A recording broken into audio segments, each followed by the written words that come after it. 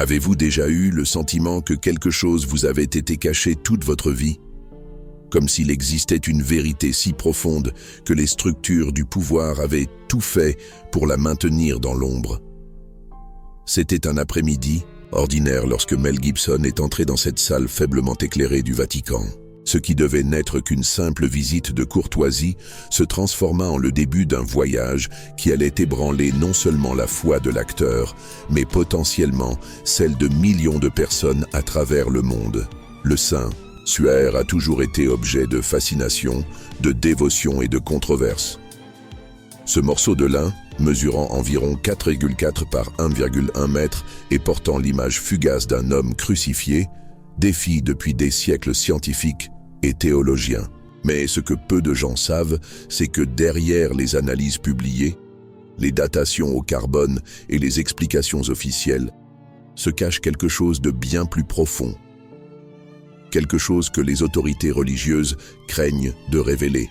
Pouvez-vous imaginer le poids de porter une vérité capable de transformer l'histoire de l'humanité? Gibson ressentit ce poids lorsqu'après des années de recherches discrètes et de rencontres confidentielles avec des experts parlant uniquement sous anonymat, il réalisa qu'il se trouvait face à quelque chose qui transcendait la compréhension commune.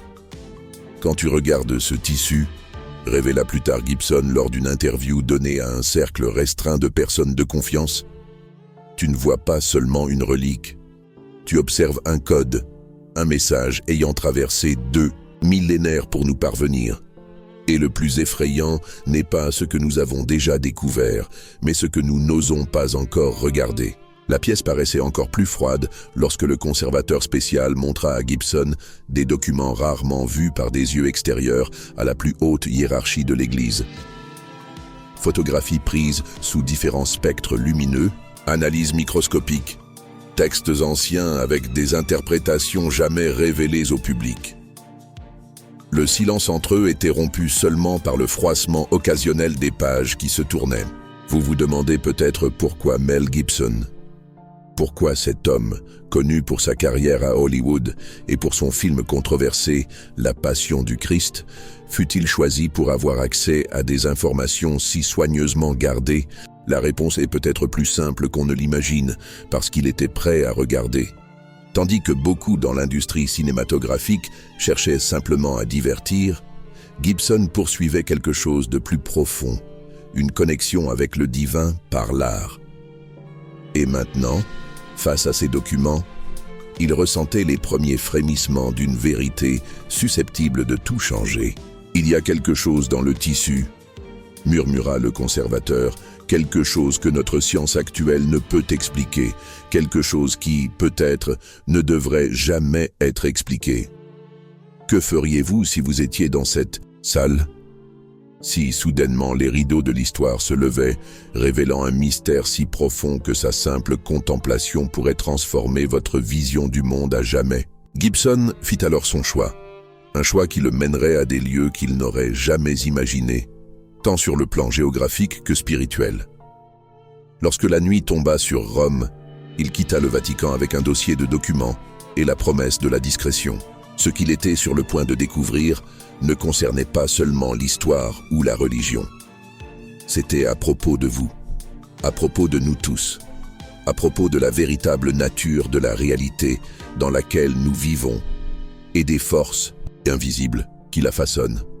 Ainsi commença le voyage qui le conduirait au cœur du plus grand secret caché dans le Saint-Suaire. L'avion fendait le ciel nocturne pendant que Gibson feuilletait les documents.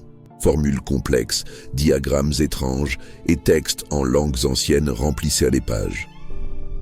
Ce qui commençait à émerger de ces informations défiait non seulement l'histoire conventionnelle, mais également les lois de la physique, telles que nous les connaissons. Pouvez-vous ressentir lorsque la vérité résonne avec quelque chose de profond en vous, avant même d'en saisir toute l'étendue? C'est comme si chaque cellule de votre corps reconnaissait ce que votre esprit tâtonne encore d'appréhender. Telle fut la sensation qui submergea Gibson en reliant les pièces de ce puzzle millénaire. Le Saint-Suaire a toujours été considéré par les fidèles comme le linceul ayant enveloppé le corps du Christ après la crucifixion. Pour les sceptiques, il s'agit d'une falsification médiévale élaborée. Mais, et si les deux camps avaient tort? Et si ce tissu était en réalité une sorte d'enregistrement? Une carte? Une technologie que nos ancêtres n'auraient pas su décrire? L'image sur le suaire n'a pas été peinte, ni brûlée, ni imprimée par aucune méthode connue, expliquait l'un des rapports signés par un physicien dont le nom était inconnu de Gibson. L'image se trouve uniquement à la surface externe des fibres avec une profondeur maximale de 0,2 micromètres. Aucune technique humaine connue ne pourrait créer cela, surtout au XIVe siècle, lorsque les premières preuves historiques du suaire apparurent. Mais ce n'était là que le début. Le véritable secret résidait dans des motifs cachés, visibles uniquement dans des conditions particulières de lumière et de grossissement. Des motifs qui, une fois décryptés, révélaient quelque chose d'aussi extraordinaire que les quelques scientifiques qui les étudièrent préféraient garder le silence, craignant les implications de leur découverte. Vous êtes-vous déjà demandé pourquoi certaines reliques sont tenues à l'écart du public? Pourquoi certains artefacts ne sont exposés que pour de brèves périodes, sous des conditions rigoureusement contrôlées?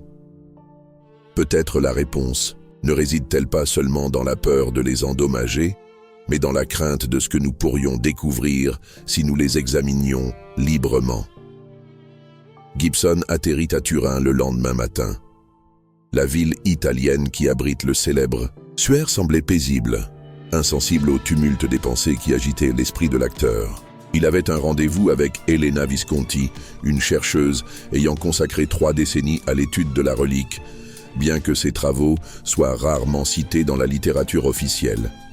Le café choisi pour leur rencontre se trouvait dans une ruelle étroite, à l'abri des regards curieux des touristes et des paparazzis. Lorsqu'Elena arriva, Gibson remarqua immédiatement le poids dans ses yeux, le regard de quelqu'un porteur d'un savoir trop lourd à porter. « Monsieur Gibson, » dit-elle en s'asseyant, « avant de commencer, il me faut savoir, êtes-vous prêt à remettre en question tout ce que vous croyez savoir sur notre existence ? Car c'est exactement ce que le saint suaire exige de nous. Pouvez-vous imaginer à quoi ressemblerait une vision du monde complètement redessinée? Découvrir que les frontières séparant la science et la foi, la physique et la métaphysique sont bien plus floues que vous ne l'avez jamais imaginé. Elena ouvrit son ordinateur portable et montra à Gibson quelque chose dont il ne se remettrait jamais. Des images microscopiques des fibres du suaire révélant des motifs ressemblant à des codes mathématiques. Des séquences qui, analysées par des algorithmes avancés, produisaient des modèles tridimensionnels de structures moléculaires impossibles à connaître au Moyen-Âge ou même de nos jours. Ce que nous voyons, expliqua-t-elle d'une voix basse, va bien au-delà de notre compréhension actuelle. Ce n'est pas simplement une image, monsieur Gibson, c'est un message. Une technologie, une preuve. Une preuve de quoi? Demanda Gibson, sentant son cœur s'accélérer. Les yeux d'Elena croisèrent les siens avec une intensité troublante. La preuve que nous ne sommes pas seuls, nous ne l'avons jamais été, et que l'histoire de l'humanité est bien plus extraordinaire et dangereuse que ce que l'on nous a permis de connaître. À cet instant précis, Gibson comprit pourquoi on qualifiait cela de secret dangereux. Non pas parce que ce savoir pouvait causer des dommages physiques, mais parce qu'il avait le pouvoir de restructurer les fondements mêmes sur lesquels repose notre compréhension de la réalité. Et vous? Êtes-vous prêt à faire le prochain pas dans ce voyage? À franchir le voile qui sépare le connu de l'inconnu? Le secret du Saint-Suaire ne commençait qu'à se révéler et son impact serait plus profond que quiconque n'aurait pu l'imaginer. La nuit tomba sur Turing tandis que Gibson méditait sur les implications de ce qu'il venait de découvrir. Sa chambre d'hôtel s'était transformée en un sanctuaire de réflexion, ses murs couverts de notes, d'impressions et de schémas qu'Elena lui avait remis.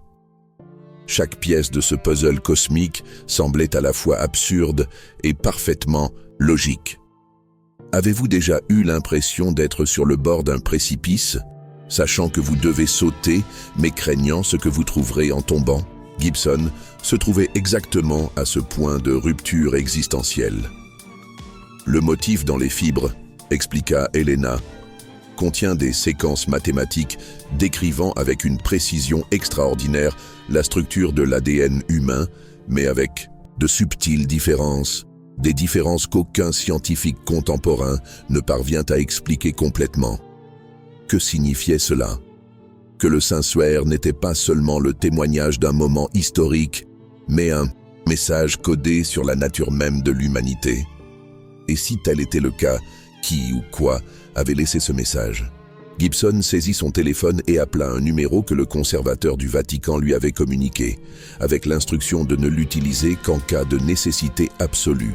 « J'ai retrouvé Helena », dit-il lorsque l'appel fut décroché. « J'ai besoin de connaître le reste. J'ai besoin d'aller plus loin. » Le silence de l'autre côté fut rompu par un profond soupir.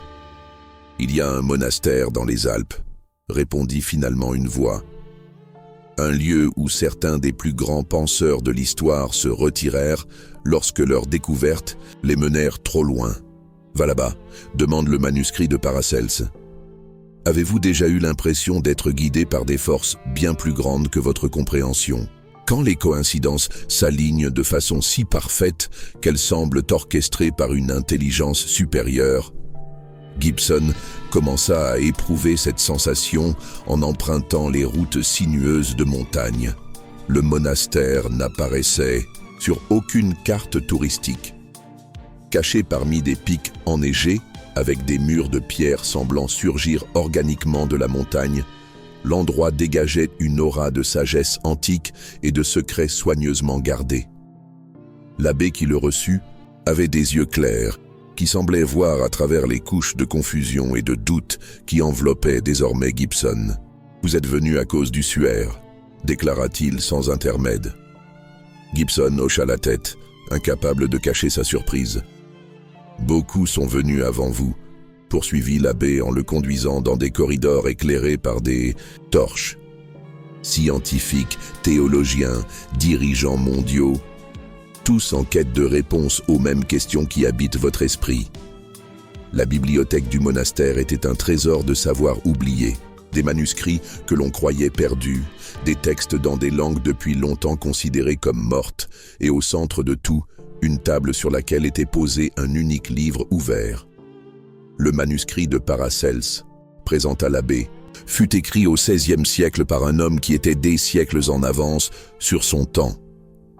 Un homme qui étudia également le suaire et parvint à des conclusions que, encore aujourd'hui, peu osent accepter.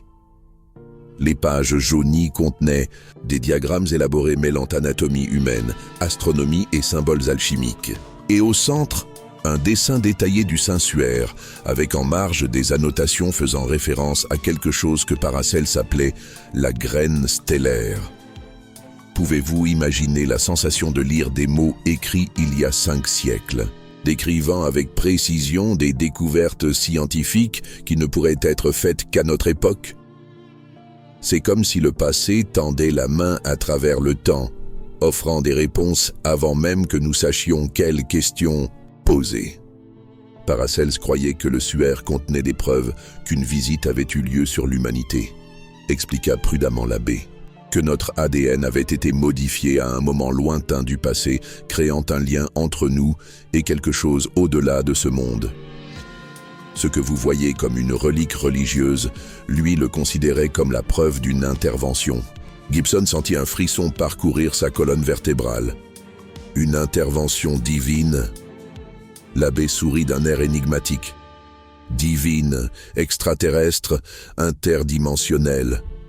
Les appellations dépendent des paradigmes de notre époque. Le fait est que Paracelse découvrit dans le suaire des preuves que nous ne sommes pas exactement ce que nous croyons être, et que notre histoire comporte des chapitres qui ont été délibérément effacés.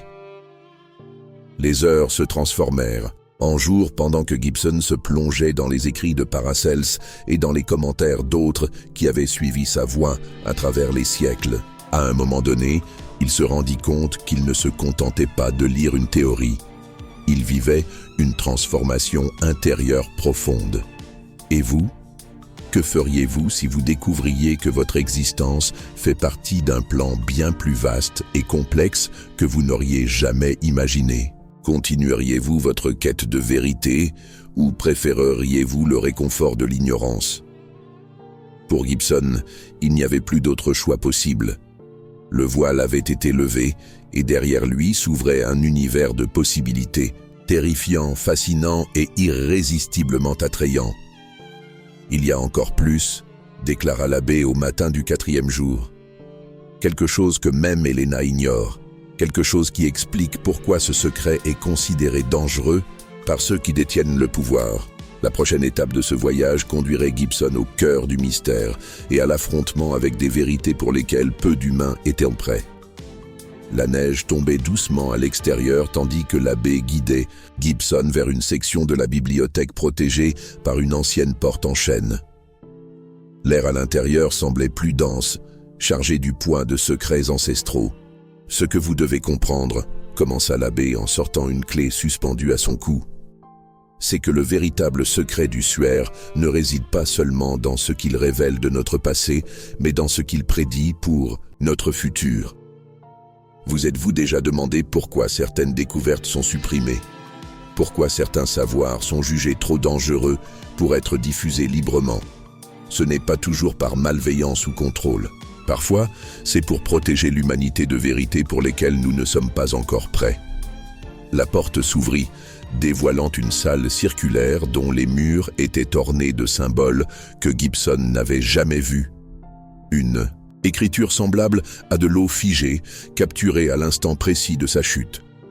Au centre, une table exhibait un modèle tridimensionnel du Saint-Suaire, chaque fibre représentée avec un détail microscopique.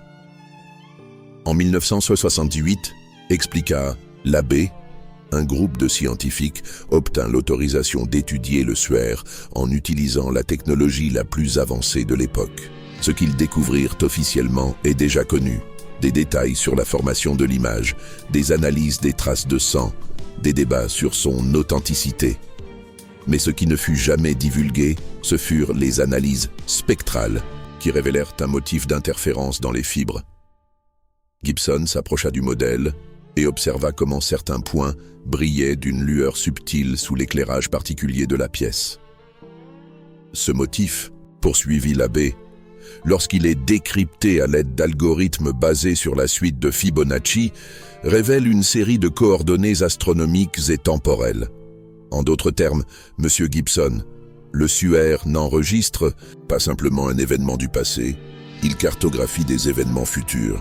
L'atmosphère dans la salle sembla changer, comme si les paroles même de l'abbé prenaient une dimension physique.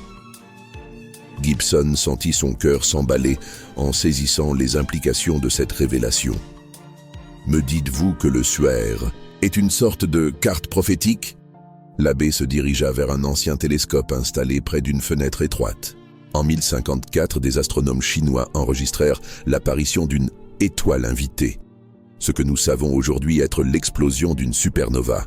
Cette explosion est cartographiée sur le suaire, Monsieur Gibson.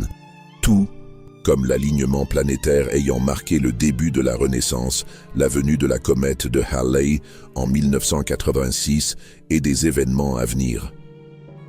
Pouvez-vous imaginer découvrir qu'un artefact vieux de 2000 ans enregistre avec une précision astronomique des événements qui ne se produiraient que des millénaires plus tard?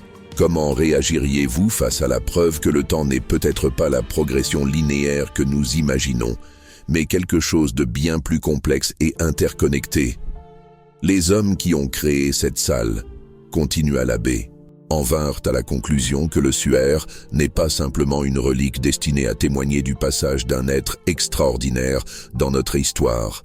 C'est un dispositif de communication, un pont entre différents points de l'espace-temps, et surtout, un avertissement. Gibson sentit le poids de ces paroles comme un manteau sur ses épaules. Un avertissement sur quoi? L'abbé actionna un mécanisme sur le modèle du suaire, et les lumières se réorganisèrent pour former une constellation que Gibson ne reconnut pas. Un avertissement concernant le moment où l'humanité devra faire un choix. Un choix qui déterminera si nous poursuivons notre évolution ou si nous restons enfermés dans des schémas autodestructeurs. Et ce moment, Monsieur Gibson, est bien plus proche que nous ne l'imaginons. Les heures suivantes furent une immersion dans un savoir défiant les limites de la science moderne, de la théologie traditionnelle et de l'histoire acceptée. Gibson découvrit des civilisations anciennes ayant atteint des niveaux technologiques similaires aux nôtres pour finalement s'effondrer à cause de choix mal avisés. Il apprit la véritable nature de la conscience humaine et sa connexion au tissu quantique de l'univers. Il prit connaissance du potentiel latent de notre ADN qui, une fois activé, pourrait transformer complètement notre expérience de la réalité. Et au milieu de tout cela, le Saint-Suaire demeurait une constante, un phare traversant le temps, laissé par des êtres ayant compris qu'enfin, l'humanité se retrouverait à la croisée des chemins cosmiques. « Pourquoi me montrer tout cela ?» demanda finalement Gibson, son esprit peinant à absorber toutes ces implications. « Pourquoi moi ?» L'abbé sourit doucement. « Parce que vous avez déjà touché des millions de personnes par votre art. Parce que vous avez la capacité de traduire des vérités complexes en histoire qui résonnent profondément dans l'âme humaine. Et parce que, selon les motifs du Suaire, votre destin est intimement lié à ce savoir de manière qui transcende la raison. Avez-vous déjà eu l'impression d'avoir été placé dans un lieu et à un moment précis, pour une raison particulière? Que toutes vos expériences, vos succès et vos échecs étaient autant de préparation pour quelque chose de plus grand? Le secret est dangereux, conclut l'abbé. Non pas parce que ce savoir puisse causer des dommages, mais parce qu'il a le pouvoir de libérer. Et rien ne menace davantage les structures de contrôle que des êtres humains véritablement libres, conscients de leur potentiel divin. Lorsque Gibson quitta le monastère le lendemain matin, il emportait avec lui non seulement un savoir extraordinaire, mais aussi une mission qui transformerait complètement sa vie, et potentiellement l'avenir de l'humanité. Que ferait-il de ce savoir? Comment partagerait-il un secret aussi profond sans susciter la panique ou le scepticisme? Et surtout, comment aiderait-il l'humanité à se préparer aux choix qui se profilaient à l'horizon? La réponse se trouvait dans le prochain chapitre de son voyage. Un voyage qui était désormais, inexorablement, aussi le vôtre. Les jours qui suivirent furent un tourbillon de révélations et de connexions pour Gibson. De retour aux États-Unis, il commença à rassembler un petit groupe de personnes capables de comprendre les implications de ce qu'il avait découvert. Des scientifiques non conventionnels, des théologiens ouverts d'esprit, des artistes visionnaires, des personnes dont l'esprit n'était pas limité par les paradigmes dominants. Avez-vous déjà ressenti que vous faisiez partie de quelque chose de véritablement transformateur? Que chaque fibre de votre être vibrait à l'idée d'assister à la naissance d'une nouvelle ère? C'est cette énergie qui imprégnait la salle lorsque Gibson révéla enfin tout ce qu'il avait appris sur le Saint-Suaire. « Ce que nous avons ici, expliqua-t-il au groupe réuni dans sa propriété isolée, n'est pas simplement une découverte scientifique ou religieuse. C'est une reconnexion avec un savoir qui a toujours été présent, mais qui a été délibérément obscurci. » Les réactions oscillèrent entre le scepticisme initial et le recueillement silencieux. L'Adré Sarah Kaplan, astrophysicienne ayant quitté son poste à la NASA après des expériences inexplicables dans le cadre du paradigme scientifique actuel, fut la première à exprimer ce que beaucoup pensaient. « Si ce que tu as découvert est vrai, Mel, alors tout ce que nous pensions savoir sur notre histoire, notre raison d'être et notre place dans le cosmos doit être réévalué. » Gibson hocha gravement la tête. Et c'est pourquoi ce savoir est considéré dangereux par ceux qui ont bâti leur pouvoir sur les récits établis. Il ne s'agit pas seulement de religion ou de science. Il s'agit de contrôle, de la peur d'un monde où les êtres humains comprendraient leur véritable potentiel. Robert Chen, spécialiste en physique quantique et en pratiques méditatives orientales, examina les photographies et les notes que Gibson avait apportées. Ces motifs sur le suaire, observa-t-il, ressemblent étrangement à ceux que nous observons dans des états de méditation profonde. comme si le tissu avait capturé non seulement une image physique, mais aussi l'essence même de la conscience en état de transcendance. Avez-vous remarqué comment les grandes vérités tendent à unifier des domaines apparemment disparates du savoir? Comment la même sagesse fondamentale se retrouve dans la physique quantique et dans des textes spirituels anciens exprimés dans des langues totalement différentes?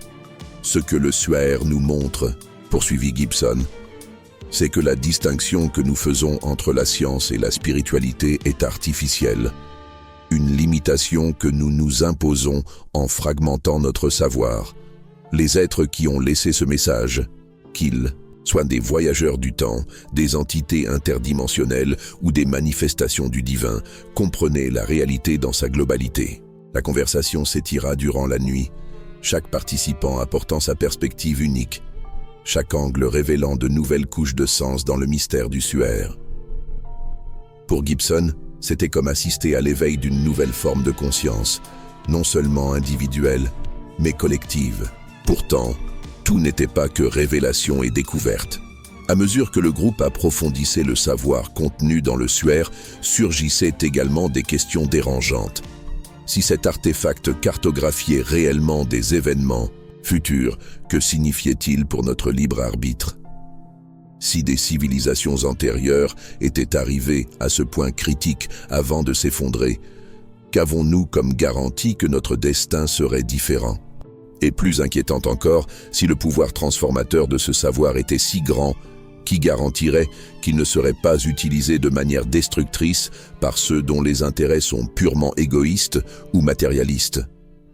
Avez-vous déjà ressenti le poids de la responsabilité qui accompagne un savoir profond? La compréhension que certaines vérités, une fois connues, ne peuvent être oubliées, et que ce savoir transforme fondamentalement qui vous êtes et comment vous vous reliez au monde. Il y a des risques, admit Gibson lorsque ses préoccupations furent évoquées. Il y a toujours des risques quand on s'aventure au-delà des limites établies. Mais le plus grand risque serait de laisser l'humanité demeurer dans l'ignorance de ses propres possibilités, inconsciente du choix crucial qui se profile. Au lever du soleil du 3e jour, alors que le groupe prenait une décision, il fut convenu de ne rien révéler d'un seul coup, car cela susciterait rejet ou, pire encore, une tentative de suppression du savoir. Au lieu de cela, il élaborerait une stratégie de diffusion progressive en utilisant diverses formes d'art, de science et de communication pour préparer la conscience collective. Gibson, avec son influence dans le milieu cinématographique, jouerait un rôle fondamental dans ce processus. Pas par des déclarations explicites ou des documentaires didactiques, mais par des histoires résonnant au plus profond de la psyché humaine. Des récits éveillant cette reconnaissance intuitive d'une vérité qui transcende l'intellect rationnel. Ce que nous proposons, conclut-il, n'est pas une nouvelle religion ou une idéologie. C'est un retour à une conscience intégrée qui est notre droit de naissance. Une reconnexion avec le savoir encodé non seulement dans le Suaire, mais dans chaque cellule de notre être. Lorsque le groupe se dispersa, chaque membre emportant une pièce du puzzle à développer dans son domaine, Gibson resta seul, contemplant le lever du soleil. Le poids de la responsabilité était immense, mais pour la première fois depuis longtemps, il se sentait entièrement en phase avec son destin. Le secret dangereux du Saint-Suaire n'est pas dangereux parce qu'il cause des dommages, mais parce qu'il exige une transformation. Et la transformation commence toujours par un choix. Un choix que vous, maintenant connaissant une partie du secret, devrez vous-même faire. Les années suivantes virent un changement subtil mais profond dans l'œuvre et la vie publique de Mel Gibson. Ces nouveaux projets, apparemment disparates, recélaient des couches de sens qui résonnaient avec le savoir du Suaire sans jamais le mentionner directement. Des interviews finement élaborées semaient les graines du questionnement, sans en révéler la source. Avez-vous remarqué comment certaines œuvres d'art semblent parler directement à votre âme, éveillant en vous des souvenirs de choses que vous n'avez jamais consciemment vécues? C'est comme si elle déclenchait un savoir qui a toujours sommeillé en vous, attendant simplement le bon stimulus pour émerger. C'était exactement ce que Gibson et son groupe réussissaient à accomplir. Non pas une révélation fracassante qui serait rapidement discréditée ou sensationnalisée, mais un éveil progressif de la conscience collective. Une préparation pour le moment du choix que le Swer avait prédit. Un après-midi tranquille, d'automne, 5 ans après sa visite au monastère alpin, Gibson reçut un appel inattendu. Ils sont prêts à exposer à nouveau le Swer, dit la voix familière du conservateur du Vatican. Et cette fois, ils autoriseront de nouveaux examens avec des technologies inexistantes lors des analyses précédentes. Nous croyons que le moment est venu. Le cœur de Gibson s'emballa à cette nouvelle. Pourquoi maintenant? Qu'est-ce qui a changé? Le silence de l'autre bout fut rompu par un soupir méditatif. Peut-être que ton travail a été plus efficace que nous ne l'imaginions. Ou peut-être que le temps lui-même s'accélère vers le moment que le Swer avait prédit. Quoi qu'il en soit, un consensus croissant indique que l'humanité a besoin de cette vérité maintenant. Les mois suivants furent une chorégraphie complexe de préparatifs scientifiques, diplomatiques et spirituels. Le groupe initial s'était agrandi, intégrant des personnes de toutes cultures et traditions qui, d'une manière ou d'une autre, se sentaient appelées à participer à ce moment historique. Pouvez-vous imaginer faire partie d'un événement capable de changer fondamentalement le cours de l'histoire humaine? Non pas par le conflit ou la domination, mais par une expansion radicale de la conscience. L'exposition publique du Swer fut annoncée comme une célébration de sa valeur historique et culturelle. Mais pour ceux qui savaient observer, les nouveaux protocoles d'examen, la technologie spécialement développée pour l'occasion et la présence discrète de personnes clés indiquaient que quelque chose de bien plus significatif était en jeu. À la veille de l'exposition, Gibson retrouva de nouveau l'abbé, désormais visiblement plus âgé, mais avec ses mêmes yeux perçants. « Tu as bien rempli ton rôle », déclara l'homme âgé en observant la foule qui commençait déjà à se rassembler à Turin. « Tu as préparé le terrain sans alarmer ceux qui craindraient ce changement. » Gibson regarda par la fenêtre, observant les personnes en bas, des gens ordinaires venus des 4 coins du monde, attirés par quelque chose qu'ils ne comprenaient pas complètement, mais qui faisait vibrer leur être au plus profond. « Sont-ils prêts ?» demanda-t-il, incapable de cacher son appréhension. « Sommes-nous, en tant qu'espèce, prêts pour ce savoir ?» L'abbé sourit sereinement. « La préparation n'est qu'une illusion, monsieur Gibson. Personne n'est entièrement prêt pour la vérité qui transcende nos paradigmes, mais la nécessité a créé sa propre urgence. Le moment prédit par le Swer approche et l'humanité doit faire son choix les yeux grands ouverts. Le lendemain matin, alors que le Swer était minutieusement exposé dans des conditions contrôlées, quelque chose d'extraordinaire se mit à se produire. De nouveaux instruments d'analyse, calibrés pour détecter des fréquences et des motifs précis, révélèrent ce qui était resté caché pendant des siècles, une matrice complexe d'informations encodées dans les fibres mêmes du tissu. Et à mesure que ces informations étaient traitées et diffusées en temps réel, une vague de reconnaissance se répandit parmi l'humanité.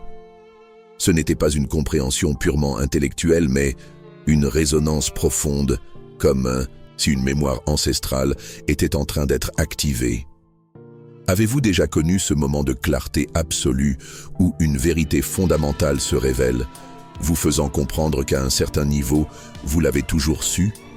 C'est comme si toutes les pièces d'un puzzle cosmique s'assemblaient enfin, dévoilant une image qui avait toujours été là, attendant d'être reconnue. Les jours suivants virent une transformation sans précédent dans la conscience collective. Ce ne fut ni le chaos que certains redoutaient, ni le fanatisme que d'autres prédisaient, mais un éveil silencieux et profond. Une reconnexion avec la sagesse encodée non seulement dans le Swer, mais aussi dans notre propre ADN, dans nos traditions spirituelles ancestrales, dans les schémas fondamentaux de la nature. Le secret dangereux du Saint-Swer se révéla non pas comme une vérité externe à craindre, mais comme un miroir reflétant notre propre nature divine. Un rappel que nous sommes, et avons toujours été, bien plus que ce que nous pensions être. Pour Gibson, en observant cette transformation globale depuis le monastère même où son voyage avait débuté, s'installa la sensation d'un cycle achevé. Il n'avait pas été choisi pour être spécial, mais parce qu'il était disponible, parce qu'il était prêt à regarder au-delà du voile et à rapporter cette vision dans un monde qui avait désespérément besoin de se souvenir de sa véritable nature.